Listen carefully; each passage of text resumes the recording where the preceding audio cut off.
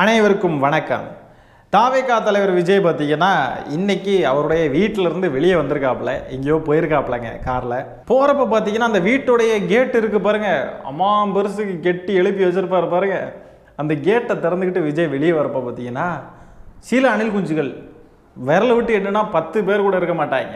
அப்படியே விஜயோடைய காரை சூழ்ந்துக்கிட்டு விஜய்கிட்ட என்னமோ கொடுக்க ட்ரை பண்ணுறாங்க. விஜய் வந்து கண்டுக்கவே இல்லைங்க.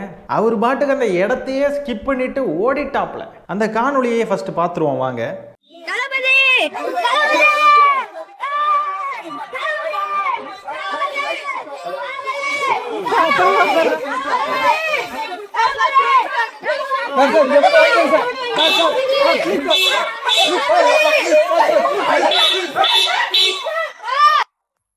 முதலாவதா ஆக்டர் விஜய் பார்த்தீங்கன்னா தான் அடுத்த முதலமைச்சர்னு சொல்லி வீராப்பா பேசிக்கிட்டு திரியிறாப்ல இல்லையா.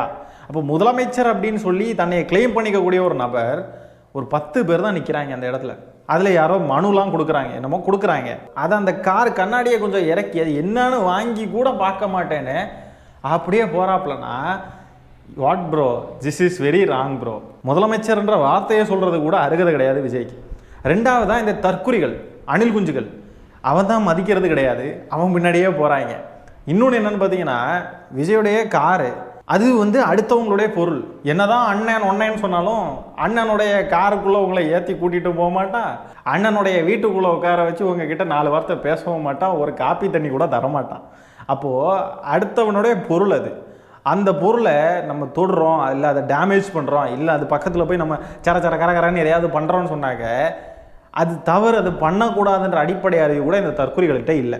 அந்த காணொலியை நல்லா பாருங்கள். அப்படியே காரை போய் நெருக்கி அந்த காருடைய மிரர் இருக்கிறன்னு ஒரு மாதிரி பரண்டிக்கிட்டு சாம்பி மாதிரி பிஹேவ் பண்ணிக்கிட்டு இருப்பாங்க அந்த இடத்துலையே. அவ்வளோ வெறி, ரசிக வெறி. இந்த தற்கொலைகளை இவங்க அண்ணன் நாயாக கூட மதிக்கிறது கிடையாது. ஆனாலும் இந்த நாய்கள்லாம் அந்த தற்கொலை பின்னாடி தான் சுற்றிக்கிட்டே தெரியுது. தலைவன் சுத்தமாக இதுங்களை மதிக்க மாட்டான். இதுங்க என்னன்னா தலைவரை நான் மதிக்கிறேன், உயிராக மதிக்கிறேன் அப்படின்ற பேரில் அவன் வீட்டு வாசல்லே போய் தவம் கிடக்கிறது, அவன் பொருட்களை சேதப்படுத்துறது.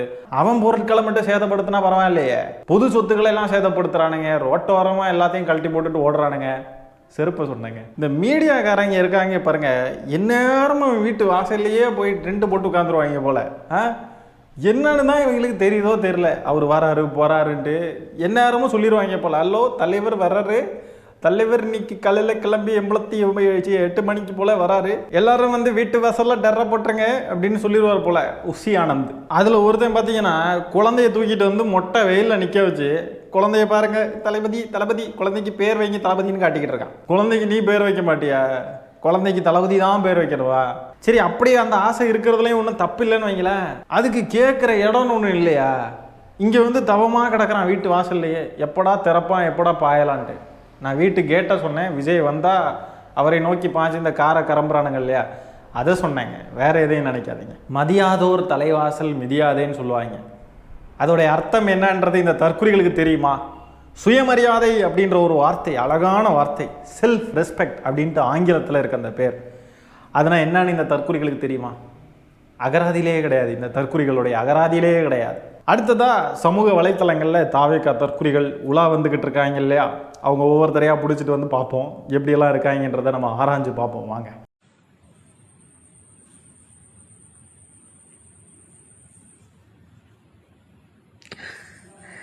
விஜய் ஜெயிப்பாரு, நான் வேண்டி தோன்ற சரித்திரம் இல்லை.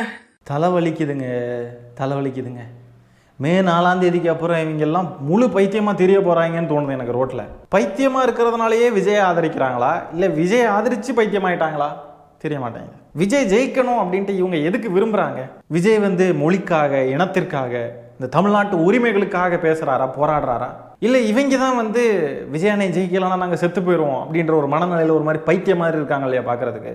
இவங்க தான் சாகிறது தமிழ் இனத்திற்காக, தமிழ் மொழிக்காக, அப்படி சாக போகிறாங்களா? அப்படி செத்தா கூட பரவாயில்ல. இவங்க எல்லாம் பாருங்களேன் எப்படி இருக்காங்க. இந்த கூட்டம் இந்த ட்விட்டர் ஸ்பேஸில் பேசுகிறப்ப என்ன தெரியுமா பேசிக்கிட்டு இருக்கு? கொள்கையை வச்சு என்னத்தை பிடுங்க போறீங்க, கொள்கையை வச்சு 5 பைசாவுக்கு பிரோஜனம் இருக்கா அப்படின்னு சொல்லி ஒரு தற்குறி கூட்டம் பேசிக்கிட்டு இருக்கு. அந்த காணொலியை பாருங்க. அதான் அவன் அப்படி யோசிக்கிறான். இல்ல, சோசியல் ஜஸ்டிஸும் எல்லாருக்கும் எல்லாமே போய் சேரணும்ன்றதுதான் மெயின். நீ முதல்ல இங்க ஐடியாலஜி வச்சு என்ன ஊம்ப போற? எனக்கு நான் பச்சையாவே கேக்குறேன், என்னத்த அதை வச்சு இப்ப கிழிக்க போற? அதை வச்சுட்டு என்னத்த இங்க எனக்கு 10 பைசாக்கு என்ன பிரயோஜனம் எனக்கு சொல்லு நீ. இல்ல இங்க இருக்க ரோட்ல இருக்க எவனுக்கோ அதனால ₹1 பிரயோஜனம் இருக்குன்னு சொல்லு நீ ஐடியாலஜி வச்சுக்கிட்டு. அது ஏன்னா எனக்கு ₹10 கொடுக்க போதா இல்ல ₹1,00,000 சம்பளம் கொடுக்க போதா? தமிழ்நாடு இன்னைக்கு இந்தியாவிலேயே ஒரு வளர்ந்த மாநிலம் அப்படின்னு சொல்லி பேர் வாங்கியிருக்குன்னா அதுக்கு காரணம் ஐடியாலஜி தான். ஐடியாலஜியை வச்சு 10 பைசாவுக்கு பிரோஜனம் இருக்கா, கொள்கையை வச்சு ஒரு 10 பைசாவுக்கு பிரோஜனம் இருக்கா அப்படின்றான். இருக்கு. கொள்கையினால தான் எல்லா பிரோஜனமும் இருக்கு. கொள்கையின் அடிப்படையில் தான் தமிழ்நாட்டுடைய திட்டங்கள் தீட்டப்படுது. கொள்கையின் அடிப்படையில் தான் தமிழ்நாட்டுடைய அரசியல் நிர்ணயிக்கப்படுது. கொள்கையின் அடிப்படையில் தான் ஒன்றிய பாஜக அரசை எதிர்த்துக்கிட்டு இருக்கோம். பாஜகவுக்கு என்ன கொள்கை இருக்கு?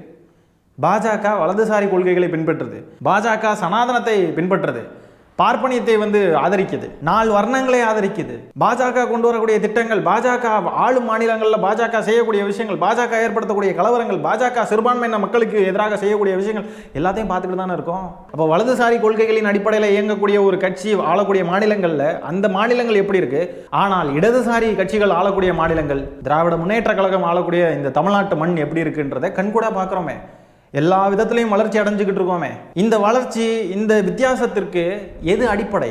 கொள்கை மட்டும்தான். கொள்கையை வச்சு என்ன கிழிக்க போறீங்க? கொள்கையை வச்சு 10 பைசாவுக்கு பிரோஜனம் இருக்கான்னு கேட்குறான் ஒரு தற்குறி. இவனுங்க கிட்டலாம் எதை எடுத்து சொல்லி புரிய வைக்க முடியும்? இதனால தான் கொள்கை இல்லாத கூமுட்டை கூட்டம்னு சொல்கிறோம். தந்தை பெரியார், அறிஞர் அண்ணா வழியில் நடக்கிறது, அறிஞர் அண்ணா வழியில் பயணிக்கிறது, தந்தை பெரியார் வழியில் பயணிக்கிறது அப்படின்னா என்னன்னே இவனுங்களுக்கு தெரியாது. தமிழ்நாட்டுக்கு தமிழ்நாடுன்னு பேர் வச்சது, பெண்களுக்கு சொத்துல சம உரிமை இப்படின்ட்டு எந்த விஷயமா எடுத்தாலும் சரி எல்லாமே கொள்கையின் அடிப்படையில் மட்டும்தான் வந்தது. திமுக தமிழ்நாட்டை ஆள ஆரம்பித்ததற்கு முன்பு தமிழ்நாடு எப்படி இருந்துச்சு, திமுக தமிழ்நாட்டை ஆள ஆரம்பித்ததுக்கு பின்பு தமிழ்நாடு எப்படி மாறி இருக்கு அப்படின்றத எடுத்து பார்த்தாவே இங்கே கொள்கையின் அடிப்படையில் திராவிட முன்னேற்ற கழகம் செயல்பட்டதுனால மட்டும்தான் தமிழ்நாடு இந்த அளவுக்கு மாறி இவ்வளோ வளர்ச்சி அடைஞ்சிருக்கு அப்படின்றத புரிஞ்சுக்க முடியும். இந்த அடிப்படை அறிவு கூட இல்லாத தற்குறிகளாக இருந்தால் என்ன பண்ண முடியும்? படிங்க படிங்க படிங்க படிங்கன்னு திமுக சொல்லுது. அதுக்கு காரணம் என்ன? கொள்கை தான். படிக்காத நீ மாடு மேயி, உனக்கு ஹெலிகாப்டர் வாங்கி தரேன், மாடு மேயி, விஸ்வகர்மா திட்டத்தை நாங்கள் கொண்டு வரோம், உன் குலத்தொழில பண்ணு இப்படின்லாம் சொல்கிறதுக்கு காரணம் என்ன? அதுவும் ஒரு வகையான கொள்கை தான். அப்போ ஏதோ ஒரு கொள்கையின் அடிப்படையில் நீ பயணிச்சாதான் உன் வாழ்க்கை எப்படி இருக்குன்றது முடிவு செய்யப்படும். உன்னைய படின்னு சொல்லக்கூடிய கொள்கை வேணுமா, இல்லை படிக்காதன்னு சொல்லக்கூடிய கொள்கை வேணுமா? நீ பாஜக ஆதரிக்கக்கூடிய கொள்கைகளை ஃபாலோ பண்ணேன்னா உத்தரப்பிரதேஷ், பீகாரில் எப்படி கடந்து மக்கள் கஷ்டப்படுறாங்களோ அந்த மாதிரி கடந்து கஷ்டப்படுவேன். நீ திமுகவுடைய கொள்கைகளை ஃபாலோ பண்ணேன்னு சொன்னால் நீ நல்லா படிப்ப, உன் குடும்பத்தை முன்னேற்றுவ, உன்னுடைய வருங்காலத்தை நீ பாதுகாத்துப்ப, உன் மாநிலத்தை வளர்ச்சி பாதையை நோக்கி கூட்டிக்கிட்டு போவ, உன் ஊருக்கு பெருமை சேர்ப்ப, உன் வீட்டுக்கு பெருமை சேர்ப்ப, நீ நல்லா இருப்ப. அப்போ இந்த அடிப்படையாக கொள்கைன்றது எதுக்கு, கொள்கையை எதுக்கு நம்ம ஃபாலோ பண்ணணும், ஒரு கொள்கைக்கு எதுக்கு நம்ம முக்கியத்துவம் கொடுக்கணுன்ற அடிப்படை கூட தெரிலனா இவனுங்க தமிழ்நாட்டு மண்ணை ஆளணும்னு நிற்கிறானுங்க. மே 4ஆம் தேதி தமிழ்நாட்டு மக்கள் எப்படிப்பட்ட கொள்கைவாதிகள் அப்படின்றத பார்ப்பானுங்க இந்த தற்குறிகள். அடுத்ததாக பெற்றோர்கள் உஷாராக இருக்க வேண்டிய ஒரு விஷயத்தை நம்ம பேச வேண்டியது இருக்குது. விஜய் இந்த சின்ன சின்ன பசங்களையெல்லாம் தூண்டி விட்டு, சின்ன பசங்களையெல்லாம் அரசியல் ரீதியாக உங்கள் அப்பா அம்மா கிட்ட கிண்டர் ஜாய் வாங்குற மாதிரி தாவைக்காவுக்கு ஓட்டு போட வைங்க, நண்பா நண்பீஸ், குட்டி நண்பா நண்பீஸ் அப்படி இப்படின்னு சொல்லிட்டு தூண்டி விட்டார் இல்லையா? அதற்கு பார்த்தீங்கன்னா தமிழ்நாடு குழந்தை உரிமைகள் பாதுகாப்பு ஆணையம் மிக மிக அவசியமான ஒரு அறிக்கையை வெளியிட்டிருக்காங்க.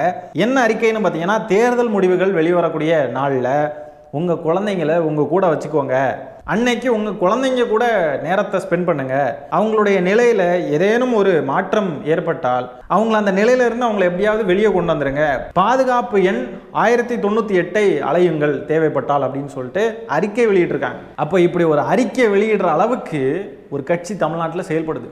உங்கள் குழந்தைங்களை நீங்கள் பார்த்துக்குவாங்க, குழந்தைங்களோட நிலையில் ஏதாவது மாறுபாடு ஏற்பட்டால் எங்களுக்கு ஃபோன் பண்ணுங்கள் அப்படின்னு சொல்லி கவர்மெண்ட் முடிவெடுத்து ஒரு விஷயத்த பண்ணுது. அந்த அளவுக்கு ஒரு கட்சி இருக்குது. இந்த விஜய்ன்ற நபர் தமிழ்நாட்டில் இருக்கக்கூடிய குழந்தைங்க வரைக்கும் பாதிக்கப்படுற மாதிரி எவ்வளோ ஒரு மோசமான செயலை செஞ்சுருக்காரு பாருங்கள். எங்கே கொண்டு வந்து நிப்பாட்டி விட்டுருக்காருன்னு பாருங்கள். இவருக்கு தமிழ்நாட்டை ஆளணும்னு ஆசை வேற.